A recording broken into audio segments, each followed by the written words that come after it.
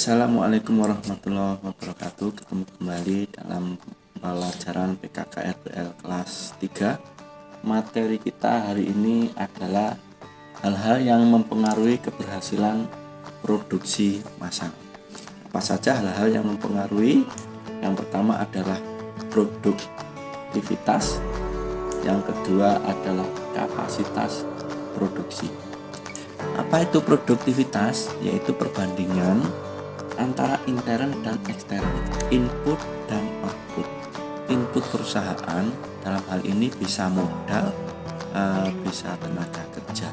Sedangkan eksternnya atau outputnya itu adalah hasil produksi atau istilahnya barang, ya barang. Jadi perbandingan antara intern dan ekstern. Satu contoh, perusahaan orang lain itu mempunyai satu tenaga kerja dalam satu hari menghasilkan satu buah produk, sedangkan perusahaan kita mempunyai satu tenaga kerja dalam satu hari menghasilkan dua buah produk dengan produk yang sama, maka bisa dikatakan bahwa perusahaan kita produktivitasnya lebih tinggi dari perusahaan yang lain tadi. Sekarang faktor-faktor yang mempengaruhi produktivitas. Yang pertama adalah sikap tenaga kerja. Kalau tenaga kerja itu dia ogah-ogahan bekerja, kemudian malas-malasan, tentunya akan menghasilkan produk yang sedikit atau produktivitasnya rendah. Tetapi kalau sikap tenaga kerja itu dia bersifat positif, semangat, punya gairah kerja, punya ide kreatif dan seterusnya, tentunya produktivitasnya semakin tinggi. Bagaimana cara kita menaikkan sikap tenaga kerja dari yang negatif tadi menjadi yang positif?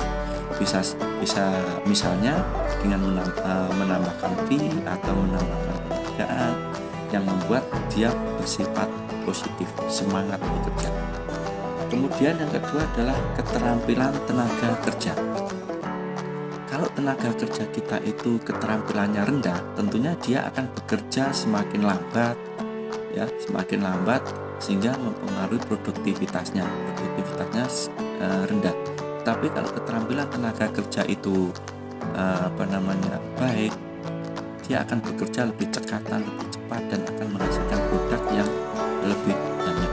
Bagaimana cara kita menaikkan keterampilan tenaga kerja ini? Mungkin bisa dengan pelatihan dan sebagainya. Kemudian lingkungan kerja ini hubungannya antara begini, kalau lingkungan kerja di mana tempat kerja kita itu tidak nyaman, itu bisa mempengaruhi produktivitasnya tenaga kerja itu menjadi malas dan sebagainya. Tetapi kalau lingkungan kerja kita itu nyaman, kemudian menyenangkan, itu berpengaruh kepada produktivitas dari tenaga kerja itu, dia akan bekerja semakin giat. Kemudian menaikkan jumlah tenaga kerja. Nah, ini cara untuk menaikkan produktivitas dengan menaikkan jumlah tenaga kerja. Kalau satu tenaga kerja itu menghasilkan satu barang dalam satu hari, kalau kita tambah tenaga kerjanya menjadi 10 tenaga kerja, maka kita akan menghasilkan barang semakin banyak atau menghasilkan produksi yang semakin banyak.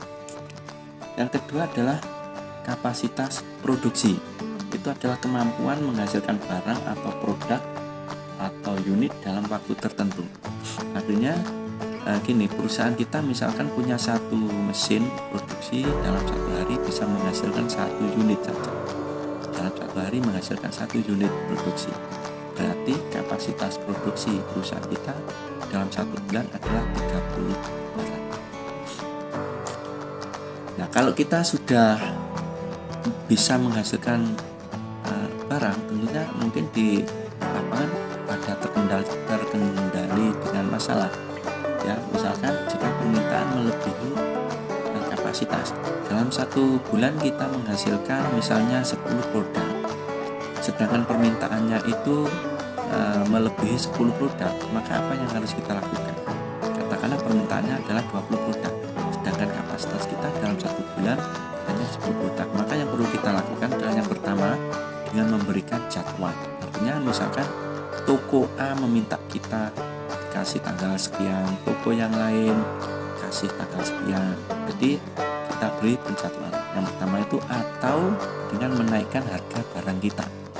Menaikkan harga barang. Dengan menaikkan harga barang tentunya permintaan semakin berkurang sedikit sesuai dengan kapasitas produksi kita.